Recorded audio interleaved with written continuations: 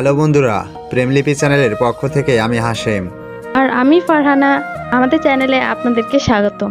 নিয়মিত নতুন নতুন ভালোবাসার গল্প পেতে আমাদের এই চ্যানেলটি এখনই সাবস্ক্রাইব করুন আর লাইক কমেন্ট করতে ভুলবেন না, কেননা আমাদের এক একটি ভিডিও বানাতে অনেক কষ্ট হয়। সবাইকে সম্পূর্ণ ভিডিওটি দেখার অনুরোধ রইল। তো বন্ধুরা চলুন আজকের ভিডিওটা শুরু করি।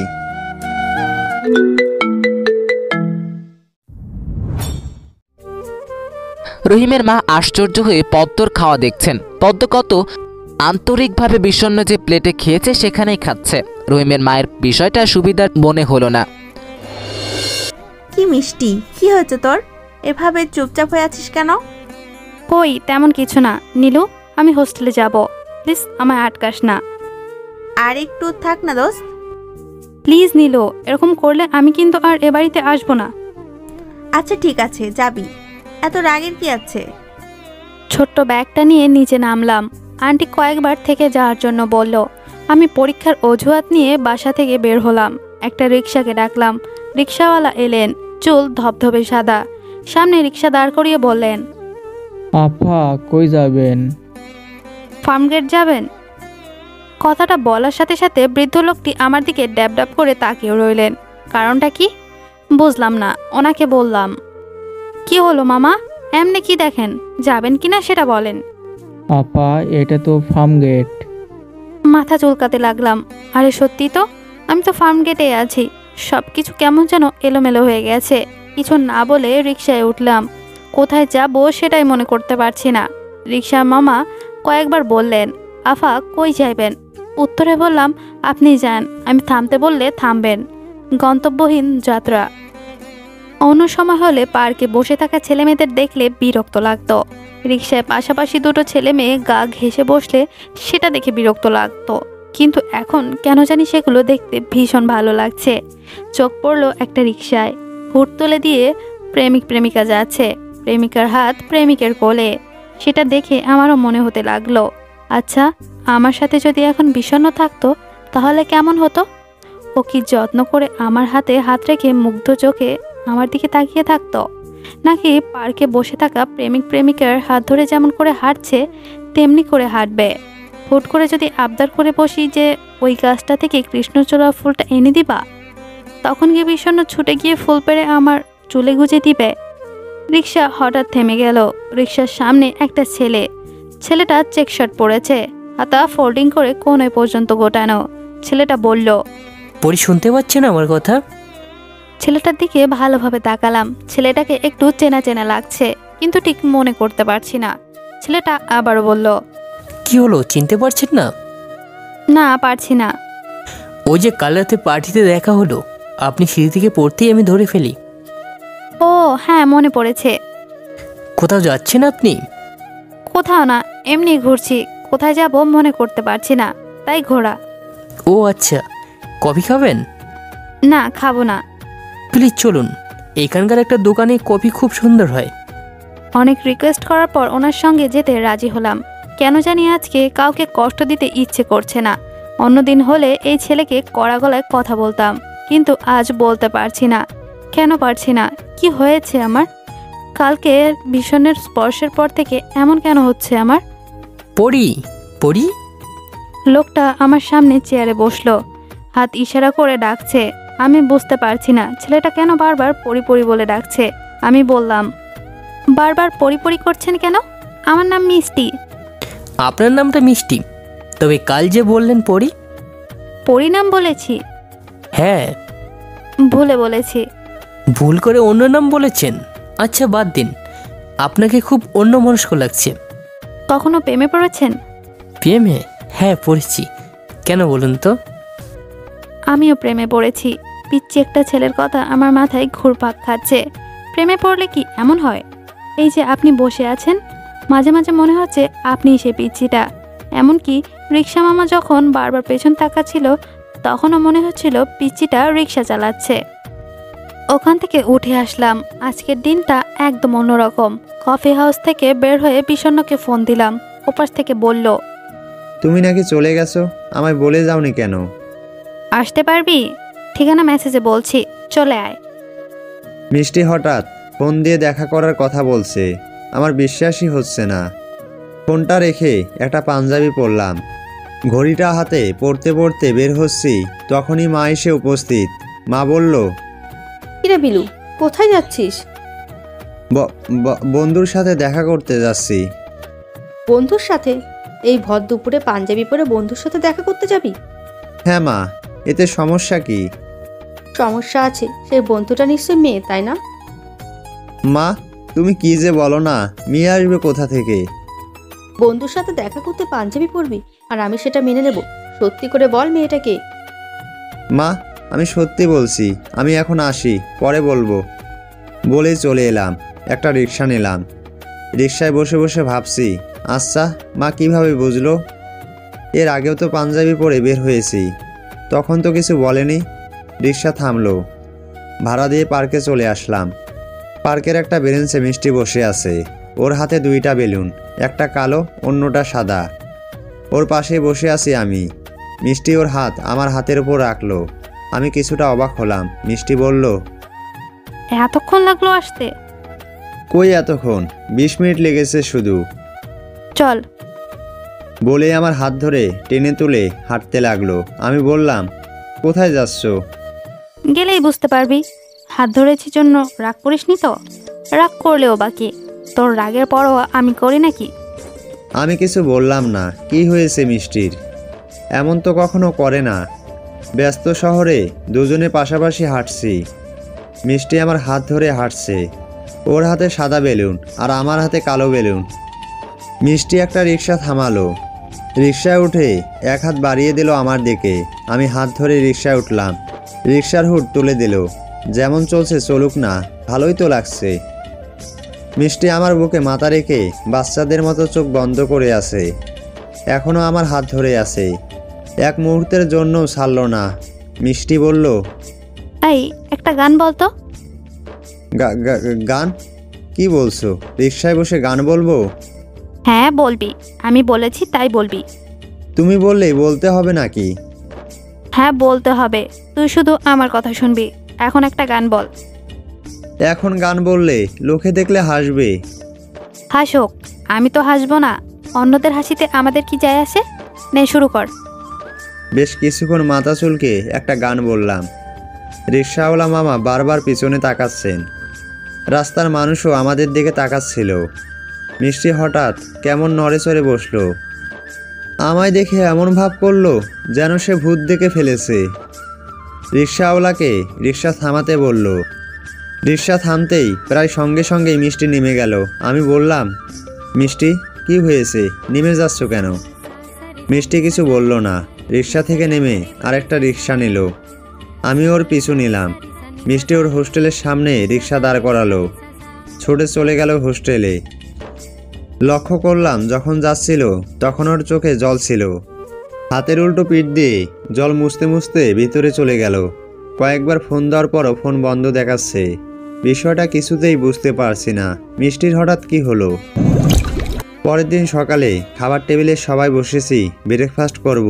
এমন সময় বাবা খবরের কাগজে মুখ গুজিয়ে রেখেই বললেন, নীলু, হ্যাঁ বাবা। মিষ্টির হোস্টেলে নাকি কাল রাতে খুন হয়েছে, ফোন দিয়ে শুনো তো।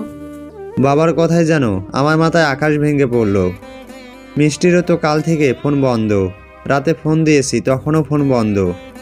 আর সকালেও কয়েকবার দিলাম, তখনও বন্ধ। টেবিল থেকে উঠে বাইকের চাবিটা নিয়ে বের হলাম মিষ্টির হোস্টেলের দিকে। 10 মিনিটের মধ্যে হোস্টেলের সামনে পৌঁছালাম। হোস্টেলের সামনে বড় বড় দুটি পুলিশের গাড়ি দাঁড় করানো।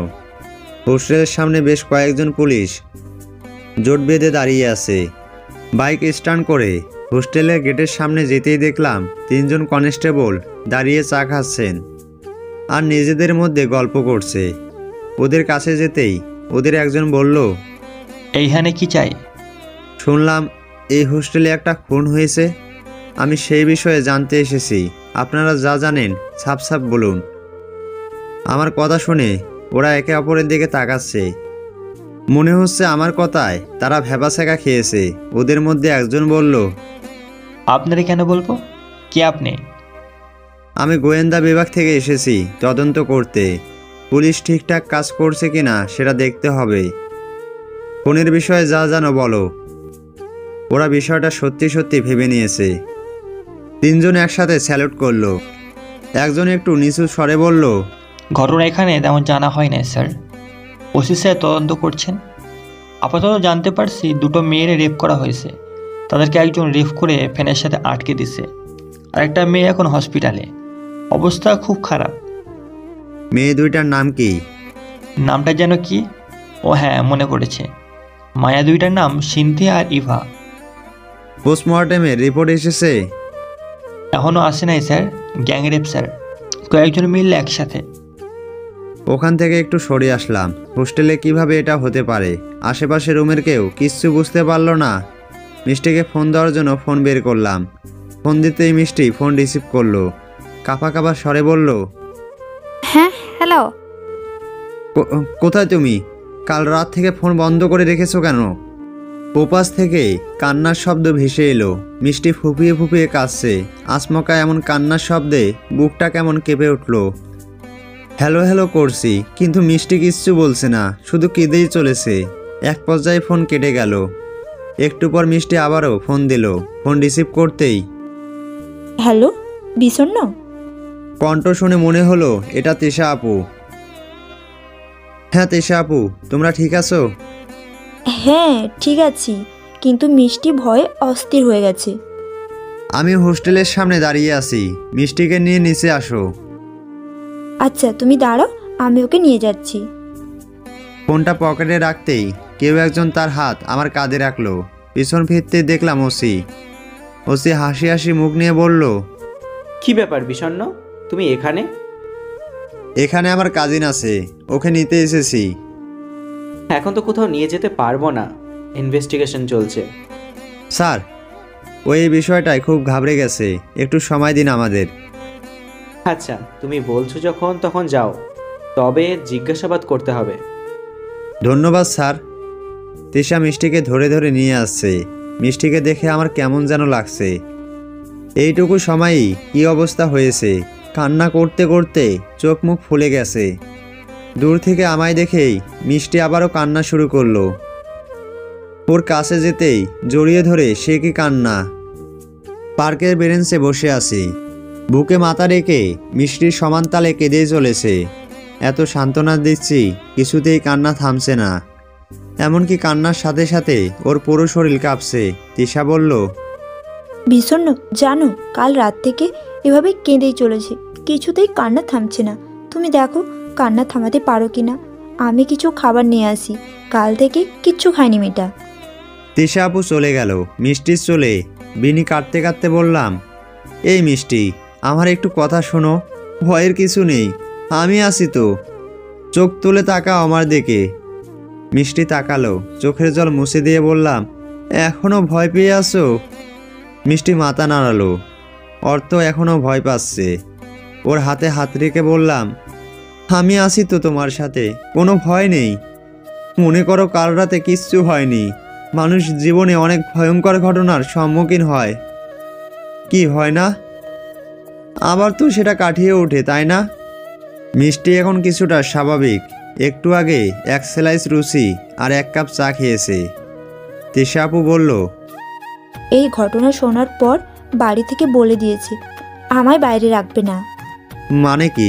তাহলে কোথায় রাখবে? বাড়িতেই রাখবে, শুধু পরীক্ষা দিতে আসবো। সম্ভবত বাবা কিছুদিনের মধ্যেই এসে আমায় নিয়ে যাবে। তখন মিষ্টি একা কীভাবে থাকবে সেটাই ভাবছি। তুমি চিন্তা করো না তৃষা আপু, মিষ্টি আমাদের বাড়িতে থাকবে, নীলু আপুর সাথে থাকবে। তাহলে তো ভালোই হলো, তুমি ওকে একটু স্বাভাবিক করে তোলো। আমি হোস্টেলের দিকে যাই, দেখি কি হচ্ছে। তৃষা আপু চলে গেল। মিষ্টি চুপ করে বসে আছে, দৃষ্টি স্থির। ওকে বললাম, চলো। মিষ্টি আমার দিকে তাকিয়ে বলল, কোথায়? চলোই না, গেলেই দেখতে পাবে। মিষ্টিকে নিয়ে রিকশায় উঠলাম। একটু ঘোরাঘুরি করলে যদি মনের ভয় ভাবটা একটু কেটে যায়। পাশেই একটা দোকান থেকে ফুচকা খেলাম। সেখান থেকে চলে আসলাম নদীতে। নৌকা ভাড়া করলাম। নৌকায় শুধু মিষ্টি আর আমি বইটা দিয়ে নৌকা নিয়ে যাচ্ছি। মিষ্টি এখন বেশ স্বাভাবিক, টুকটাক কথা বলছে। কিছুক্ষণ আগে বলল, তুই নৌকা চালাতে পারিস? না পারি না, আজকেই প্রথম। মানে কি? তাহলে একা একা মাঝ নদীতে নিয়ে এলি যে? কিভাবে যে চলে এলাম বুঝতে পারছি না, মনে হচ্ছে নৌকাটা উল্টে যাবে। তুমি সাঁতার পারো তো? উল্টে যাবি মানে? আমি একদম সাঁতার পারি না, প্লিজ পাড়ে নিয়ে চল, আমার খুব ভয় করছে। আমিও সাঁতার পারি না। ভালোই হলো। মিষ্টি তখন হতভম্ব হয়ে আমার দিকে তাকিয়েছিল। ওর মুখটা দেখে খুব হাসি পাচ্ছিল। বাচ্চাদের মতো ভয়ে চোখ বড় বড় করে তাকিয়েছিল। ওকে ভয় দেখানোর কারণ হলো, একটা ভয়কে কাটানোর জন্য মস্তিষ্ককে অন্য বিষয়ে ব্যস্ত রাখতে হয়, এতে প্রথমের ভয়টা কেটে যায়। মিষ্টির ক্ষেত্রে বিষয়টা কাজে দিয়েছে। নৌকা ডুবে যাওয়ার বিষয়টা ও সত্যি সত্যিই বিশ্বাস করেছে। তাই বর্তমানের ভয়ের চাপে হোস্টেলে ঘটে যাওয়া ভয়টা এখন তার মস্তিষ্কে আর নেই। পাড়ে আসতেই হন্তদন্ত হয়ে মিষ্টি নামলো। বালির ওপর চিকন চিকন লম্বা কোমল ঘাস, ঘাসের ওপর মিষ্টি আর আমি পাশাপাশি বসে আছি। মিষ্টিকে বললাম, এখন কেমন লাগছে? ভালো। ভয়টা কেটেছে? হুম। বাড়িতে চলো, বিকাল হয়ে আসছে। কার বাড়ি? আমার বাড়িতে। তুমি হোস্টেলে থাকবে না, নীলুয়াপুর সাথে আমাদের বাড়িতেই থাকবে। বাবাকে বলেছি, বাবা বলেছেন তোমায় বাড়িতে নিয়ে আসতে। আমি আর বাড়িতে থাকবো না। এবার কিন্তু আমার হাতে মায়ের খাওয়া, বুঝছো? ছোট হয়েছি তো কি হয়েছে, প্রেমিক সব সময় প্রেমিকার চেয়ে বড়ই হয়, অধিকারটাও বেশি হয়। মিষ্টি ড্যাব ড্যাব করে আমার দিকে তাকালো, কিছু বলল না। দুজনে চুপচাপ বালির ওপর বসে আছি। বাতাসে মিষ্টির চুলগুলো উঠছে। খোলা চুলে কি সুন্দরী না লাগছে। আমি এক পলকে মিষ্টির দিকে তাকি। মিষ্টি আমার চোখে চোখ রেখে বলল, তোকে অনেক অনেক ধন্যবাদ বিষণ্ণ। আমি এমন একটা ব্লকের মধ্যে ছিলাম যে মাথা কাজ করছিল না, বারবার সেই দৃশ্যটা চোখের সামনে ভেসে উঠছিল। সেই দৃশ্য মানে কোন দৃশ্য? এই প্রশ্নে মনে হলো মিষ্টি বিভ্রান্তিতে পড়ল। হঠাৎ উঠে দাঁড়িয়ে বলল, চল এখন যাওয়া যাক। আমিও কিছু বললাম না, মিষ্টির পিছন পিছন হাঁটছি। ইচ্ছে করছে এই বালুময় বিস্তৃত ভূমিতে ওর হাতটা ধরে হাঁটলে কি সুন্দরী না হতো। এই ভেবে ওর পাশাপাশি গেলাম। আলতো করে মিষ্টির হাতে হাত রাখলাম। মিষ্টির হাত একটু কেঁপে উঠল, কিন্তু কিছু বলল না। কিছু দূর যাওয়ার পর মিষ্টি বলল, বিষণ্ণ, একটা কথা বলবো? বলো। তুই কি সত্যি আমায় ভালোবাসিস? আমি ওর হাত ছেড়ে দিলাম। মিষ্টি দাঁড়িয়ে পড়ল। ওর কাছে গিয়ে দুই হাত ওর গালে রাখলাম। চোখে চোখ রেখে বললাম, প্রশ্নটা আমার চোখে চোখ রেখে করো, দেখবে উত্তর পেয়ে যাবে। দুজন দুজনার চোখে অপলক দৃষ্টিতে চেয়ে আসি। তখনই কেউ একজনের ডাকে সেই ঘোরটা কেটে গেল। পাশ ফিরে তাকালাম, দেখলাম একজন মাঝি। নৌকার ভাড়া এখনও দেয়নি, ভুলেই গিয়েছিলাম। ভাড়ার টাকাটা দিয়ে মিষ্টির দিকে তাকালাম। দুজনই হাসছি। এই মুহূর্তে আমরা সবচেয়ে সুখী। এই মেয়ে, এই শোনো, এদিকে আসো। পরি ভ্রু কুচকে তাকালো, কিছু না বলে ঘরের দরজার কাছে দাঁড়িয়ে বলল, আমারে ডাকেন? হ্যাঁ, তোমাকেই ডাকছি, ভিতরে এসো, এই চেয়ারটায় বসো। পরি ভিতরে আসলো, সামনের চেয়ারে বসলো, স্বাভাবিকভাবেই বলল, বলেন কি বলবেন? কে তুমি? এই বাড়িতে ঘোরাঘুরি করছো, পরিচয় কি? আমার নাম পরি। পরি? বাহ, বেশ সুন্দর নাম তো। পরি ইংরেজিতে যাকে বলে অ্যাঞ্জেল। আপনি কে? আমাকে চেনো না? আমি হলাম বিষণ্ণের নিজের মামা, এই বাড়িতে থাকি। আমারে কেন ডাকলেন? আমি লেখালেখি করি, বুঝলে, একটা উপন্যাস লিখছি, চোখের কিছু বৈশিষ্ট্য প্রয়োজন, তাই তোমাকে ডাকলাম। আমারে ডেকে কি লাভ? লাভ ছিল না, এখন আছে। তুমি বেশ রূপবতী, তোমার চোখটাও সুন্দর, একদম নড়াচড়া করবে না। আমার উপন্যাসে তোমার চোখের বিবরণ লিখব। পরি চুপ করে বসে আছে। মামা বারবার তার চোখে তাকাচ্ছে আর খাতায় লিখছে, আবার মাঝে মাঝে ভ্রু কুচকে লেখার দিকে তাকিয়ে কেটে দিচ্ছে। কিছুক্ষণ পর মামা বলল, হয়েছে, তুমি এখন যাও। আপনি কি শুধু চোখ নিয়েই খেলেন? না, তেমনটা নয়। আসলে লিখতে গেলে চোখের, মুখের, শরীরের বর্ণনা করতে হয়। এই যে পাঠকগণ কল্পনা করতে পারে চরিত্রটাও দেখতে কেমন। যদি কখনো শরীর নিয়ে খেলেন তাহলে আমারে বলবেন। আমার শরীর খুব সুন্দর। আমি আপনার সামনে শাড়ি খুলে বসে থাকবো আর আপনি আমায় দেখে দেখে লিখবেন। আচ্ছা, এখন আসি। বলেই পড়ে উঠে চলে গেল। মামা চশমা খুলে হাতে নিয়ে অবাক দৃষ্টিতে তাকিয়ে রইলেন। মেয়েটার কথা বুঝতে তার হয়তো অনেকটা সময় লাগবে। বাইকটা এখনও হোস্টেলের সামনেই পার্ক করা।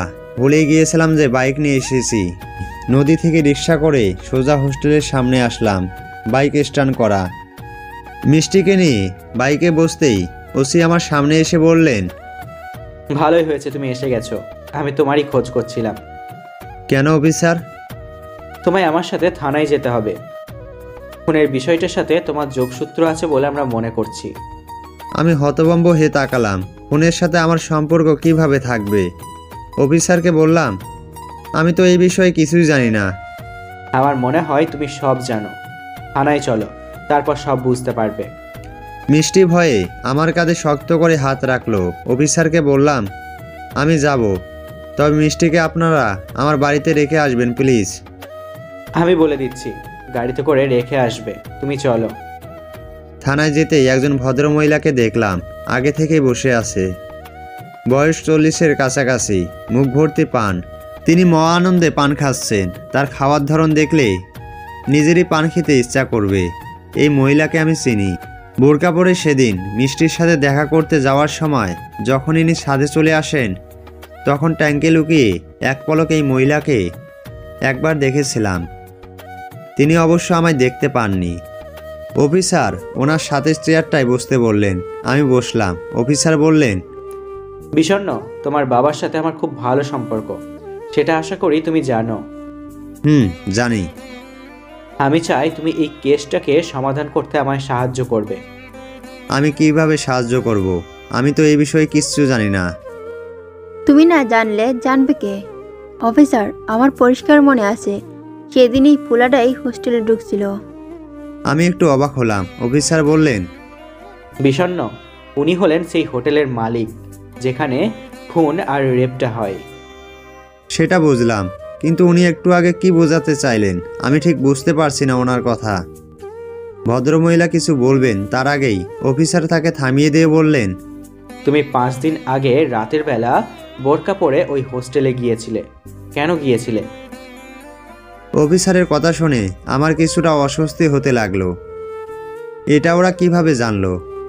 নিশ্চয়ই এই মহিলা বলেছেন, কিন্তু ইনি কিভাবে জানলেন? ওনার তো জানার কথা নয়। পুলিশরা এমনভাবে কথা বলে যেন তারা সত্যিটা জানতে পেরেছে। এতে সামনে থাকা লোক বিভ্রান্ত হয় আর সবটা বলে দেয়। আমি নিজেকে একটু সামলে নিয়ে বললাম, অফিসার, আমি কেন ওই হোস্টেলে যাব? প্রমাণ তো লাগবে, তাই না? তোমার কালো রঙের একটা বাইক আছে, আমি চার থেকে দেখেছি। সেদিন বাইকটা চায়ের দোকানের সামনে রাখা ছিল।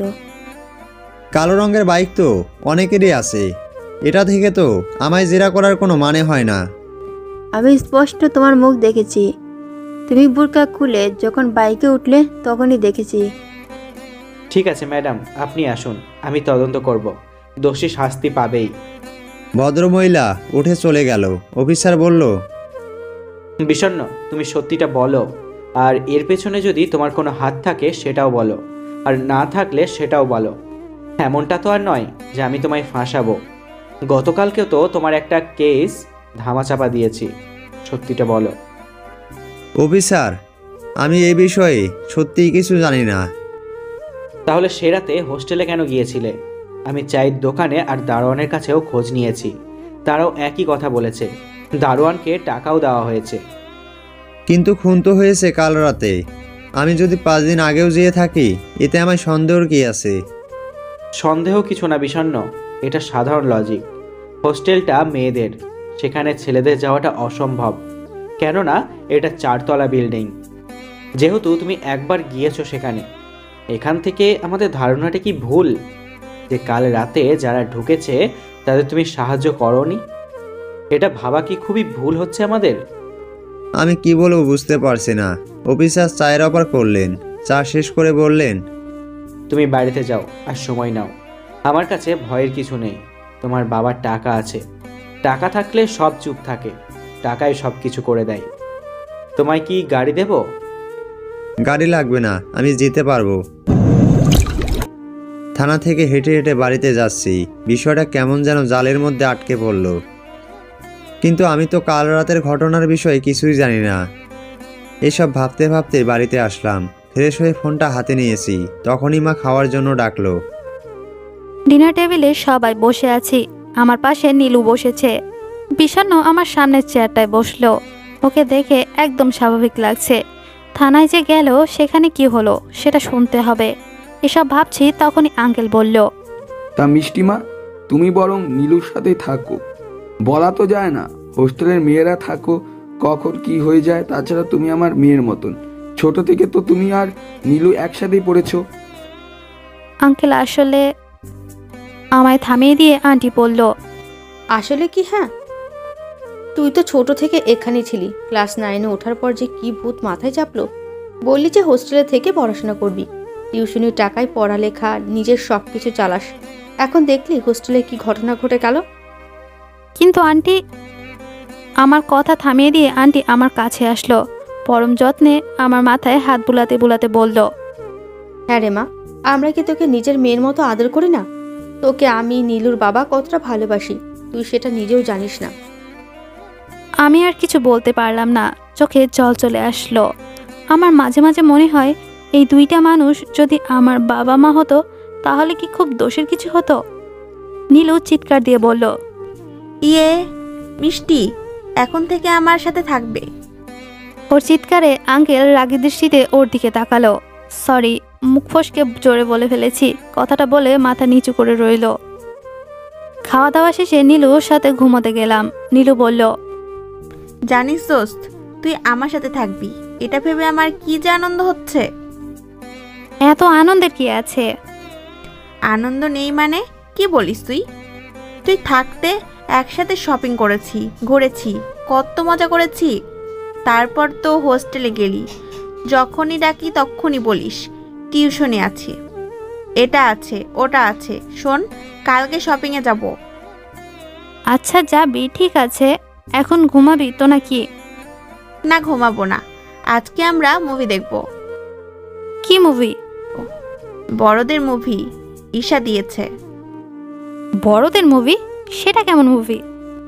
তারা দিচ্ছি, দেখলেই বুঝতে পারবি। এইসব মুভি দেখে শিখে রাখ, বুঝলি, ভবিষ্যতে কাজে দিবে। বড়দের মুভি কি সেটা বেশ বুঝতে পারছি। ঈশার সাথে থাকতে থাকতে নীলিও গোল্লায় চলে যাচ্ছে। এই ঈশাকে এখন কেন জানি আমার একদম সহ্য হচ্ছে না। 10 মিনিট টিভিতে চোখ রাখতে নীলু ঘুমিয়ে পড়ল। আমি ফোন টিপছি। নীলু ঘুমিয়ে যাওয়া দেখে টিভি বন্ধ করতে রিমোটটা হাতে নিলাম। মুভিতে কিস করার সিন দেখাচ্ছে। লাল বোতামটায় চাপতে চেয়েও পারলাম না। মুভির সিনটা দেখে মনে পড়ে গেল সেই মুহূর্তের কথা, যখন বিষণ্ণ আমার ঠোঁট মিলেমিশে একাকার হয়েছিল। মুভিটা দেখে বেশ লাগছে। মুভি কিছু সিন দেখে সারা শরীর কেমন যেন হিম হয়ে আসে। রাত 2টা অবধি পুরো মুভিটা দেখলাম। সারা শরীর কেমন যেন করছে। এমন কেন হচ্ছে? এ যেন এক ভয়ঙ্কর অনুভূতি। লাইট অফ করে শুয়ে পড়লাম। চোখটা একটু লেগে আসছে, তখনই ফোনে একটা মেসেজ আসলো। ঘুম ঘুম চোখে স্ক্রিনে তাকালাম। বিষণ্ণ এত রাতে মেসেজ দিয়েছে। মেসেজ ওপেন করতেই সেখানে লেখা, এত সুন্দর চাঁদে রেখে ঘুমাচ্ছ, ছাদে চলে আসো কুইন। পাগল নাকি? এত রাতে ছাদে ডাকলো আর আমি গেলাম। যে দুষ্টু ওর উপর কোনো বিশ্বাস নেই। কিছুক্ষণ পর আবারও মেসেজ আসলো। কি হলো, ছাদে আসতে এতক্ষণ লাগে? রিপ্লাই করলাম, ভূতের মতো এত রাতে জেগে আছিস কেন? যা ঘুমা, আমি ছাদে যাব না। সাথে সাথেই রিপ্লাই আসলো, এখন বাজে 2টা 8, 2টা 10-এর মধ্যে যদি তুমি ছাদে না আসো তাহলে কিন্তু আমি ছাদ থেকে লাফিয়ে নিচে পড়ে যাব। আমি কিন্তু ছাদের রেলিংয়ের উপরে দাঁড়িয়ে আছি। এ তো দেখি সত্যি পাগল হয়ে গেছে। সত্যি রেলিংয়ের উপর উঠেছে নাকি আমায় ভয় দেখানোর জন্য বলছে? ভয় দেখানোর জন্যই বলছে হয়তো। কোনো রিপ্লাই না দিয়ে চোখ বন্ধ করলাম। একটু পরে আরেকটা মেসেজ ওপেন করতে দেখলাম একটা পিকে রেলিংয়ের ওপর বিষণ্ণ দাঁড়িয়ে আছে। ধরপড় করে বিছানা থেকে উঠে দৌড়ে ছাদে গেলাম। গিয়ে দেখি মিস্টার 2 হাতে পকেটে দিয়ে দাঁড়িয়ে দাঁড়িয়ে হাসছে। ওর হাসি দেখে আমার রাগে গা জ্বলে যাচ্ছে।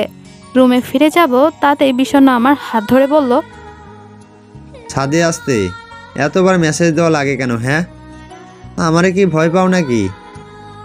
তোরা ভয় পার কি আছে? তুই ভূত নাকি? ও হ্যাঁ, তুই সত্যি মনে হয় ভূত, নইলে রাত 2টায় ছাদে কি করিস তুই? আমি ভূত তাই না? কথাটা বলেই বিষণ্ণ আমায় নিজের কাছে টেনে নেয়। এক হাত দিয়ে আমার সামনের চুলগুলো কানে কুঁচে দিয়ে বলল, ভূতেরা খুব রোমান্টিক হয় জানো? ছাই রোমান্টিক, ছাড় আমায়। না, ছাড়বো না। তোমার ওই ঠোঁট জোর আর মায়া আমায় পাগল করে দিচ্ছে। বিষণ্ণ, এবার কিন্তু মার খাবি বলে দিলাম। বিষণ্ণ আমায় ছেড়ে দিল। আমি ইতস্তত হয়ে নিজেকে সামলালাম। সর্বনাশ, আমি তো ওড়না নিয়ে ভুলে গেছি। তাড়াহুড়ো করে আসতে গিয়ে ওড়নাটাই পড়তে মনে নেই। কি লজ্জার বিষয়। বিষণ্ণ আমার হাত ধরে দোলনার কাছে নিয়ে গেল। দোলনায় দুজন বসে আছি। জ্যোৎস্নার আলো বিষণ্ণের মুখে পড়ছে। আমি এক পলকে তাকিয়ে রইলাম। ইস, ছেলেটাকে কত মায়াবী লাগছে। মনে হচ্ছে সারা রাত এভাবে তাকিয়ে থাকি। বিষণ্ণ আমার দিকে তাকিয়ে বলল, মেয়েরা এভাবে তাকালে আমার ভালো লাগে না। তোকে কে দেখে, ভূত একটা? এই ভূতটার প্রেমেই তো হাবুডুবু খাচ্ছ। আমার বয়ে গেছে, ওর মতো পিচ্চির প্রেমে হাবুডুবু খাচ্ছি বললেই হলো নাকি? পার্টির রাতে যখন মেয়েরা আমার সাথে কথা বলছিল তখন তুমি জেলাস ফিল করনি? আমি কেন জেলাস ফিল করব? ভালোবাসার মানুষকে অন্য কারোর সাথে কথা বলতে দেখলে সব মেয়েরাই জেলাস ফিল হয়। জি মহারাজ, আপনি ঠিক বলেছেন, কিন্তু আপনি তো আমার ভালোবাসার মানুষ নন, তাই এটা আমার ক্ষেত্রে প্রযোজ্য নয়, বুঝলেন? তাহলে সেদিন ঈশা আপুকে চর কেন মারলে? ইচ্ছে করে মেরেছি নাকি? ও কি যেন করছিল তাই মেরেছি। কি করেছে সেটা এখন মনে পড়ছে না। ও যেটা করেছে সেটা হলো তোমার ভালোবাসার মানুষকে স্পর্শ করেছিল। ঠিক বললাম? আমি কিছু বললাম না। বিষণ্ণ যা বলছে সেগুলি তো সত্যি। আমি শেষমেশ কিনা এই পিচ্চি ছেলেটার। না না, এখনই এসব কিচ্ছু বলা যাবে না। সামনে ওর পরীক্ষা, এখন এসবে একদম সায় দিলে চলবে না। খড়া গলায় বললাম, আমি গেলাম, আর কখনো আমায় রাতে ছাদে আসতে বলবি না, আর আমার কাছাকাছিও আসবি না। বলেই ওখান থেকে চলে আসলাম। রুমে এসে বিছানায় বসে আছি। ভীষণ রাগ হচ্ছে। চলে আসলাম অথচ ও আটকালো না কেন? আটকালেও তো পারতো। আমার হাতটা ধরে যদি বলতো, ও সব বাদ দাও, চলো দুজন একসাথে বসে চাঁদ দেখি, তাহলে কি আমি মানা করতাম নাকি? কি আজব ছেলে। ধুর, উদয় রাগ দেখায় চলে আসলাম। ইচ্ছে করছে নিজের চুল নিজেই ছিঁড়ি। এই পিচ্ছি, কি এমন করলি তুই বলতো? তোর আশেপাশে থাকলে এত কেন ভাল লাগে? মনে হয় এভাবেই সারা জীবন পার করে দিতে পারবো। সকালে ঘুম ভাঙলো চেঁচামেচিতে। বাড়িতে যেন হুলস্থুল কাণ্ড বেঁধে গেছে। নিচ থেকে নীলুর চিৎকার ভেসে আসছে। কি বলছে সেটা ঠিক বোঝা যাচ্ছে না। চোখ কসলাতে কসলাতে বারান্দায় আসলাম। নীলুর ঘরটা দোতলায়। দোতলা থেকে নিচে তাকাতেই দেখলাম নীলু সর্বশক্তি দিয়ে একটা কাচের টপ মেঝেতে আছাড় দিল। মেঝেতে খণ্ড খণ্ড হয়ে পড়ে রইল ভাঙা কাচ। পরিস্থিতি বুঝতে দৌড়ে গিয়ে নীলুকে ধরলাম। ও হাতে আরেকটা টপ নিয়েছে। না ধরলে সেটাও এতক্ষণে আছাড় মেরে ভেঙে ফেলতো। আন্টি কিচেনে ব্যস্ত হয়ে রান্না করছে। তার কোনো রেসপন্স নেই। নীলু আমার দিকে ছাড়িয়ে নেওয়ার চেষ্টা করতে করতে বলল, মিষ্টি মিষ্টি, ছাড় আমায়, আটকাবি না একদম। আজ সব কিছু শেষ করে ফেলবো, ছাড় আমায়। নীলু, কি হয়েছে? এরকম কেন করছিস? বলবি তো কি হয়েছে? আমার মাথা ঠিক নেই, আমি সব ভেঙে ফেলবো। তুই আটকাবি না, নইলে তোকেও ভেঙে ফেলবো। আমি কাচের টপ নাকি যে আছাড় মারলি আর ভেঙে যাব? তুই রাগ থামা, আমায় বল না কি হয়েছে। নীলু শান্ত হয়ে সোফায় বসলো। আমি ওর মাথায় ফু দিচ্ছি। এতে যদি রাগ কমে? নীলু ঠোঁট উল্টে কাঁদতে কাঁদতে বলল, আমায় নাকি আজ দেখতে আসছে। আমি বললাম যে আগে পড়াশোনা কমপ্লিট হোক, তারপর বিয়ে। সেটা ওনারা শুনবে না। আচ্ছা মিষ্টি, তুই বলতো, আমার বিয়ের বয়স হয়েছে এখনো? নীলুর কথায় হাসবো না সান্ত্বনা দিব সেটা ঠিক বুঝতে পারছি না। নীলু রেগে রেগে বলল, মাথায় ফু দিচ্ছিস কেন? কালকেই চুল স্ট্রেট করে নিচ্ছি, আওলাই যাচ্ছে, ফু দিবি না। তোর মাথা গরম তাই ফু দিয়ে মাথা ঠান্ডা করছিলাম। আমার মাথা কি চায়ের কাপ নাকি? ফু দিলি আর ঠান্ডা হয়ে গেল? শোন মিষ্টি, আমি বলে দিচ্ছি, মা তুমিও শুনে রাখো, যদি আজ ছেলেপক্ষ আমায় দেখতে আসে তাহলে কিন্তু যা তা অবস্থা হয়ে যাবে। আন্টি নীলুর কাছে বসে বললেন, নীলু, এরকম কেন করছিস? বিয়ে তো করতেই হবে একদিন, তাই না? আর ছেলেকে দেখ, পছন্দ না হলে করবি না, তাহলেই তো হলো। আমি জানি তোমরা আমায় জোর করে বিয়ে দিয়ে দিবে। আমার এখন কোনো ছেলেই পছন্দ হবে না। আমায় যদি জোর করে বিয়ে দাও তাহলে কিন্তু আমি বিয়ের রাতেই জামাইয়ের ভুঁড়ি ফুটো করে দিব। বলেই নীলু দুম দুম শব্দ করে সিঁড়ি বেয়ে উপরে চলে গেল। সম্ভবত সে বিষণ্ণের ঘরে যাবে। ওকে ডেকে তুলে সবটা বলবে। ভাই বোনের মধ্যে কিছুক্ষণ খুনসুটি হবে। আন্টি কিচেনে গেলেন, আমিও গেলাম ওনার পেছন পেছন। আন্টি, এটা কি পেঁপে? ওইটা পেঁপে না রে পাগলি, মিষ্টি কুমড়ো।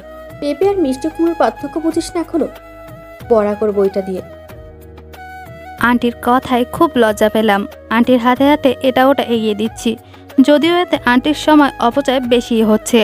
লবণ চাইলে চিনি এনে দিই, যদি বলে দারচিনিটা দে, আমি গিয়ে খুঁজতে থাকি দারচিনি জিনিসটা কি। এসব কাণ্ড দেখে আন্টি হাসতে হাসতে বলল, 2 দিন পর জামাইয়ের বাড়িতে যাবি, আর এখনো রান্না করতে পারিস না। দারুচিনি কি সেটাও চিনিস না? কি করব বলো, আমি তো কখনো রান্না করিনি। হোস্টেলে 2-1 দিন রান্না করা লাগতো, তখন তিশাই করতো, আমায় যেতে দেওয়া হয়নি। তুই যাসনি, ভালো হয়েছে, গেলে একটা কাণ্ড বাঁধিয়ে ফেলতিস। আন্টি, তুমি কিন্তু আমায় লজ্জা দিচ্ছ। ইস, আমার লজ্জাবতী মেয়েটারে। আচ্ছা আন্টি, তোমরা কি সত্যি নীলুর বিয়ের কথা ভাবছো? তেমন ভাবছি না, তবে ছেলেটা ভালো, বুঝলি? ঢাকায় 4টে বাড়ি আছে, নীলু খুব সুখী হবে। বাড়ি, টাকা এসব দেখে তোমরা মেয়ের বিয়ে দিবে? টাকা দেখে কেন? ছেলেও তো ভালো, হ্যান্ডসাম, বিদেশ থেকে পড়ালেখা করেছে, এখন দেশে ব্যবসা করছে। তুই দেখলেই বলবি যে নীলুর সাথে এই ছেলেকে মানাবে। নীলু মনে হচ্ছে রাজি হবে না, খুব রেগে আছে। ওই ছেলেকে দেখলে দেখবি নিজেই বিয়ের জন্য লাফালাফি করবে। আন্টি, তুমিও না? সত্যি তো বলছি, মাঝে মাঝে ঘরে গিয়ে দেখি আয়নার সামনে ঘোমটা মাথায় দিয়ে এসব ঢং করতে থাকে। তুই ঢং করবি কর, দরজা তো বন্ধ করবি নাকি? দরজা খোলা রেখেই উনি ঢঙে ব্যস্ত। নিজের মেয়েকে তো আমি চিনি নাকি? ওরা কখন আসবে? এই আসবে ঘন্টাখানেকের মধ্যেই। নীলুর বিয়েটা হলে তোকেও বিয়ে দিয়ে দেবো। আন্টি, আমি যাই। এই মিষ্টি, দাঁড়া, নীলু কোথায় গেল?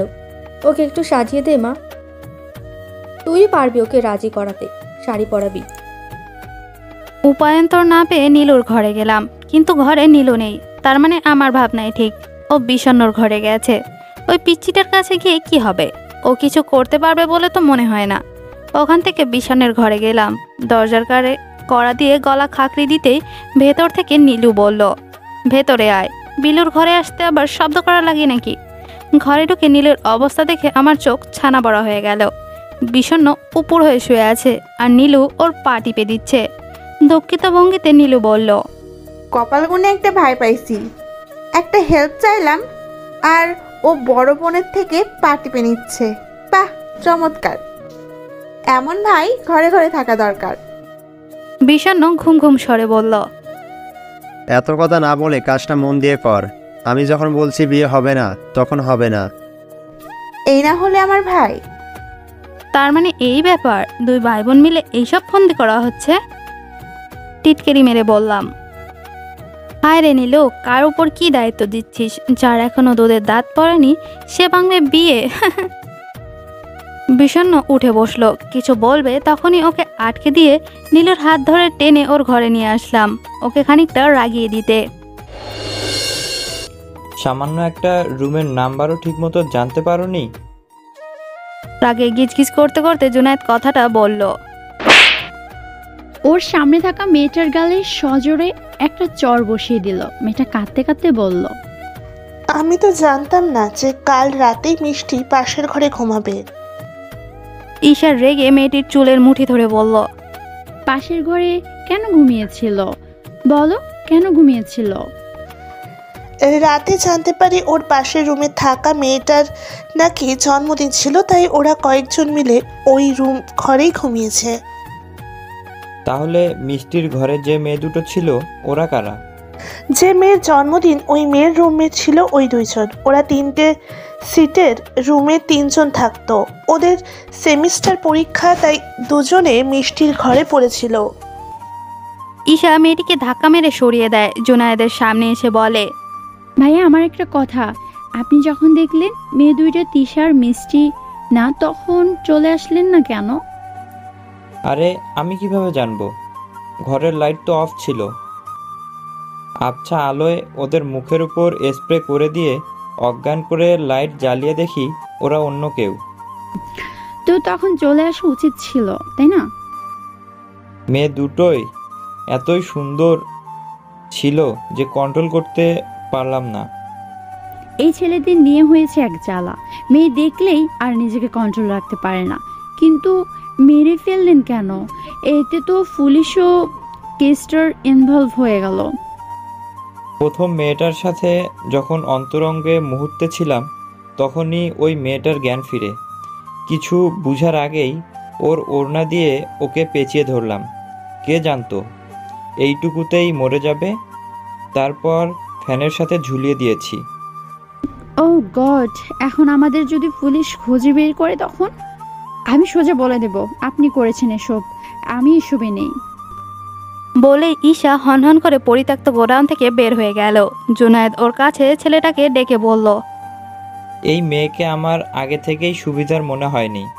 ও যখন তখন পুলিশকে সবটা বলে দিতে পারে। আজ রাতের মধ্যেই ওকে আমার চাই, বুঝলি? আজ রাতের বাসরটা হবে ওর সাথে। দেখব কত তেজ ওর। ভাইজান, চা আনছি। বিছানা থেকে উঠে বসলাম। একটা কাপ হাতে পড়ি দাঁড়িয়ে আছে। কাপটা হাতে নিয়ে বললাম, কেমন আছো পড়ি? ভালো আছি ভাইজান। আমি চায়ে চুমুক দিচ্ছি। লক্ষ্য করলাম পড়ি এখনো দাঁড়িয়ে আছে, হয়তো কিছু বলতে চাচ্ছে। দ্বিতীয়বার চায়ে চুমুক দিতে দিতে বললাম, কিছু বলবে? না ভাইজান। আচ্ছা, না বললেও বেশ, বুঝতে পারছি পড়ি কিছু একটা বলবে, কিন্তু ভয়ে বলতে পারছে না। অভয় দিয়ে বললাম, তুমি বলো কি বলবে, ভয়ের কিছু নেই। ভাইজান, বাড়ির সামনে কয়েকজন পুলিশ ঘোরাফেরা করতেছে, সকাল থাইকা দেখতেছি। পুলিশ ঘোরাফেরা করছে? হ ভাইজান। আচ্ছা, তুমি এখন যাও। আরেকখান কথা ভাইজান। হ্যাঁ বলো। আপনার বাড়ির যে দারোয়ান, ওর স্বভাব চরিত্র একদম ঠিক নাই। কেন, কি করছে? আমারে আজে বাজে কি সব বলে। আমার বুকে তিলটা নেই, উনি একান্ত দেখবে বলেই পড়ি শাড়ির আঁচল ফেলে বুকে তিলটা দেখানোর চেষ্টা করতেই ওকে বললাম, আমি বিষয়টা দেখব, তুমি এখন যাও।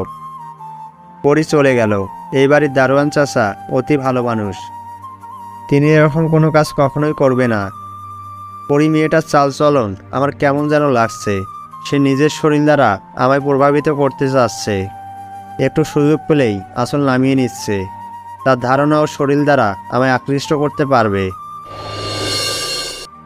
নীলুকে দেখতে ছেলে পক্ষ এসেছে। নীলুকে সাজিয়ে নিচে নিয়ে গেলাম। সিঁড়ি বেয়ে নিচে নামতেই ছেলের দিকে নজর পড়ল। নজর পড়তে আমার চোখ কপালে উঠে গেল। নীলুকে দেখতে এসেছে জুনায়েদ ভাই। আমার সারা শরীর রাগে ভয়ে কাঁপতে লাগলো। নীলু মাথা নিচু করে হাঁটছে, তাই দেখেনি। দেখলে হয়তো নিচেই যেত না। আমিও কিছু বললাম না। যদি নীলু কোনো সিন ক্রিয়েট করে বসে তাহলে আঙ্কেল আন্টির অসম্মান হবে। ওনারা চলে গেলে বিষয়টা আন্টিকে জানাতে হবে। নীলু ট্রেতে করে চা এগিয়ে দিল। জুনায়েদ ভাইয়ের সাথে চোখে চোখ পড়তেই চোখ বড় বড় করে আমার দিকে তাকালো। আমি নীলুর সাথেই বসে আছি। নীলুর হাত চেপে ধরে ইশারায় চুপ থাকতে বললাম। জুনায়েদ ভাই আর ওনার সাথে ওনার মা বাবা এসেছেন। ওনার মা বললেন, ভাবি, মেয়েকে তো আমাদের খুব পছন্দ হয়েছে। আপনাদের সম্মতি পেলে এঙ্গেজমেন্টটা এক্ষুনি সেরে ফেলতে চাই। ওরা একে অপরের সাথে একটু কথা বলুক, কিছুটা সময় পেলে ওরা একে অপরকে বুঝতো। ওরা চিনবে কি? দুজন দুজনকে তো আগে থেকে চেনে। আমার ছেলে সবটা আমায় বলেছে। আপনার মেয়েরও ওকে পছন্দ। নীলুমা, তুমি আগে থেকেই চিনতে নাকি? কই বলনি তো? আঙ্কেলকে দুই ভাই বোনই খুব ভয় পায়। নীলু সত্যিটা বলতে গিয়েও বলতে পারল না। নীলু একটু জীর্ণ স্বরে বললে, চিনি বাবা। তাহলে তো ভালোই হয়ে গেল, শুভ কাজটা সেরেই ফেলি। কি বলেন বেআইন সাহেব? ওরা যদি আগে থেকেই দুজন দুজনকে চিনে থাকে তাহলে তাই হোক। নীলু করুণ দৃষ্টিতে আমার দিকে তাকিয়ে আছে। কি বলবো কিছুই বুঝতে পারলাম না। সবটা কেমন যেন এলোমেলো হয়ে গেল। ওনারা নীলুকে আংটি পরিয়ে চলে গেলেন। নীলুর চোখ জলে ঠলমল করছে। কোনো রকম চোখ আড়াল করে দৌড়ে ঘরে চলে গেল। মেয়েটার মনে না জানি কি এখন চলছে। পেছন পেছন আমিও গেলাম। নীলু উপর হয়ে শুয়ে শব্দ করে কাঁদছে। ওকে কয়েকবার তোলার চেষ্টা করলাম, কিন্তু পারলাম না। ও কেঁদেই চলেছে। হাতারাম বিষণ্ণটাকেও কেন জানি দেখতে পাচ্ছি না। বোনকে দেখতে এসেছে, অথচ ছোট ভাই বাইরে বাইরে ঘুরছে। এতটুকুও কাণ্ডজ্ঞান নেই ছেলেটার। নীলুকে এখন বিষণ্ণই সামলাতে পারবে। কয়েকবার বিষণ্ণকে ফোন দিলাম, ফোন বন্ধ। রেগে ফোনটা বিছানায় ছুঁড়ে মেরে নীলুর চুলে হাত বুলিয়ে দিতে দিতে বললাম, নীলু, এই নীলু, ওঠ না। এভাবে কাঁদলে তো সমাধান হবে না পাগলি। আমাদের বিষয়টা টেকনিক্যালি হ্যান্ডেল করতে হবে। এত ভেঙে পড়েছিস কেন? আংটি পরালেই তো আর বিয়ে হয়ে যায়নি। নীলু উঠে বসলো। এইটুকুতেই চোখ ফুলিয়ে ফেলেছে। ফুপিয়ে ফুপিয়ে বলল, তুই আমায় না আটকালে আমি সবটা বলে দিতাম, তাহলে বিষয়টা এত দূর এগোতো না। একবার ভাবতো, তখন বললে আঙ্কেলের মান সম্মানটা নষ্ট হতো না। আর আমি তো জানতাম না জল এত দূর গড়াবে। আমি কিছু ভাবতে পারছি না মিষ্টি, প্লিজ কিছু একটা কর। এরকম আর কিছুক্ষণ চললে আমি সুইসাইড করব, দেখে নিস। নীলু, কী সব বলছিস তুই? হ্যাঁ, আমি আছি তো। আমি থাকতে ওই শয়তানটার সাথে তোর বিয়ে আমি হতে দিব নাকি? বাবা যেমন মানুষ, একবার কথা দিলে সেটা আর খেলাপ করবেন না। বাবা তো ওনাদের কথা দিয়েছে। তুই প্লিজ কান্না থামা দোস্ত, এত ভেঙে পড়িস না। কান্না থামাতে নীলুকে জড়িয়ে ধরে বসে আছি। তখনই রুমে আসলো আঙ্কেল আর আন্টি। আঙ্কেল ভ্রু কুঁচকে বললেন, কি হয়েছে, কান্না করছো কেন নীলু? নীলু কিছু বলল না, হাতের উল্টো পিঠ দিয়ে চোখের জল মুছলো। আন্টি নীলুর পাশে বসে আঙ্কেলের উদ্দেশ্যে বললেন, আমাদের ছেড়ে চলে যাবে সেই জন্য কাঁদছি, তাই না রে মা? একদম মন খারাপ করবি না। আমরা কি একেবারে হারিয়ে যাব নাকি? বোকা মেয়ে। নীলুর তাহলে এই বিয়েতে কোনো আপত্তি নেই, তাই তো? আমি একটু খুঁজে দেখি একটা শুভ সময় বের করতে পারি কিনা। আমি বলতে যাব, তখনই আঙ্কেলের ফোনে একটা কল আসলো। আঙ্কেল ফোন কানে দিয়ে বাইরে বেরিয়ে গেলেন। আন্টি আমার দিকে তাকিয়ে বলল, কি রে মিষ্টিমা, ছেলেকে কেমন দেখলি? আন্টি, আমার একটা কথা ছিল, খুব গুরুত্বপূর্ণ। কি কথা? নীলুর ওই ছেলেকে পছন্দ হয়নি, আর ছেলেটাও ভালো না। ওনাকে আমরা হারে হারে চিনি। ভালো না মানে? কি দোষ আছে ছেলে? আন্টি, ওই ছেলেটার আচরণ একদম ঠিক নেই। উনি কি করেছেন সেটা তোমায় বলতেও লজ্জা করছে। আন্টি নীলুর দিকে তাকিয়ে বলল, কি রে নীলু, তোর ছেলেকে পছন্দ হয়নি? মা, আমায় বাঁচাও তুমি। ওই ছেলেকে আমি পে করতে পারবো না মা। তুমি বাবাকে বলে বিয়েটা আটকাতে বলো মা, প্লিজ। তাহলে তখন কেন বললি না? তোর বাবাকে তো চিনিস নাকি? উনি তো কথা দিয়ে ফেলেছে। মা, তোমার পায়ে পড়ি, তুমি কিছু একটা করো। আচ্ছা দাঁড়া, আমি দেখি কিছু করতে পারি কিনা। তোদের নিয়ে আর পারি না। জানি না তোর বাবা এটা শুনে কি শুরু করে দেবে। আন্টি চলে গেল। ফোনে রিং হচ্ছে। রিসিভ করতে ওপাশ থেকে একটা আওয়াজ ভেসে এলো। ফোন দিয়েছিলে পিসি? আসলে সাইলেন্স ছিল, তাই রিসিভ করতে পারিনি। বলো পিসি। বিষণ্ণ, ফাজলামি বাদ দে। নীলুকে দেখতে আসছে জানতিস তো তুই, তাই না? হ্যাঁ, সকালেই তো বললো। তুই জানিস ছেলেটা কে? জানি। কিভাবে জানিস? তুই তো বাড়িতে নেই। একটু পর ব্যাক করছি আমি। টাটা। টুট টুট শব্দে ফোনটা কেটে গেল। আরে হঠাৎ কি হলো? পুরো কথাটা তো শুনবে নাকি? বিষণ্ণ আর ওর দুই বন্ধু রাস্তার পাশে বসে চা খাচ্ছে। চায়ের লিকার গাড়ানো হয়। বিষণ্ণের মেজাজ খিটখিটে হয়ে আছে। শুধু লিকারের জন্যই যে মেজাজ খিটখিটে হয়ে আছে তা না। এক হাতে স্টিক নিয়ে আর এক হাতে চায়ের কাপ ধরে বসে আছে ওরা তিনজন। অপেক্ষা করে আছে সময়ের। একজন বলে উঠল, এই বিষণ্ণ, ওই যে এসে গেছে কালো গাড়ি। বিষণ্ণ গম্ভীর স্বরে পাশের বন্ধুকে বলল, ফোন করো। বিষণ্ণের কথা মতো জুনায়েদের বাবার ফোনে ছেলেটা ফোন করলো। বিষণ্ণর দিকে তাকিয়ে বলল, দোষ ধরছে না, রিং বেজেই চলেছে। সময় নিচ্ছে? কত সময় নেয় আমিও দেখব। দোষ ফোন ধরেছে। যা শিখিয়ে দিয়েছি সেটা বলো। স্যার, আপনার অফিসের সিকিউরিটি গার্ড বলছি। হ্যাঁ বলো, কি হয়েছে? স্যার, অফিসে রেড শুরু হয়েছে হঠাৎ করেই, আপনি এক্ষুনি চলে আসুন। হোয়াট? কি বলছো এসব তুমি? আমি এক্ষুনি আসছি। তুমি এই ধান্দার বিষয়ে একদম মুখ খুলবে না। ফোনটা কেটে দিয়ে ছেলেটা বড় নিঃশ্বাস ছেড়ে হাসলো। বিষণ্ণ তাকিয়ে আছে কখন চলন্ত গাড়িটা থামবে। সাথে সাথে গাড়ি থামলো। সেখান থেকে জোনায়েদের বাবা মা দুজনই একটা ট্যাক্সি নিয়ে বিপরীত রাস্তায় অফিসের দিকে চলে গেলেন। বিষণ্ণ আর ওর সাথে দুজন পকেট থেকে রুমাল বের করে সেটা মুখে বাঁধলো, এমনভাবে বাঁধলো যেন মুখ চেনা না যায়। ছেলে দুজন হকি স্টিক হাতে নিয়ে দৌড়ে ঝাঁপিয়ে পড়লো গাড়িটার ওপর। ড্রাইভার ভয়ে পালিয়ে গেল। রাস্তার পাশে সবাই ভয়ে ছুটে পালাচ্ছে।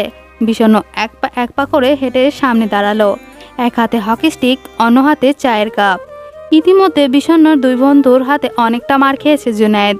কিছু বোঝার আগেই একজন হকি স্টিক নিয়ে ওর কপালে মারতেই জুনায়েদ মাটিতে লুটিয়ে পড়ল।